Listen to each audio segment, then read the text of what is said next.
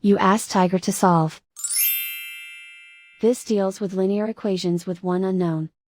The final result is m equals -14. Let's solve it step by step.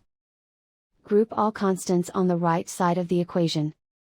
Add 9 to both sides. Simplify the arithmetic.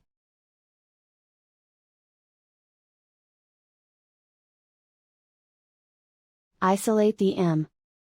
Divide both sides by -10.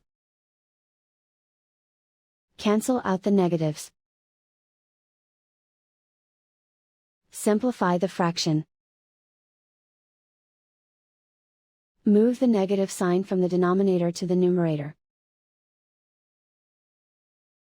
Find the greatest common factor of the numerator and denominator.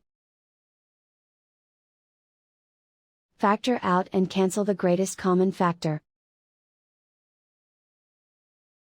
And so the final result is m equals -14.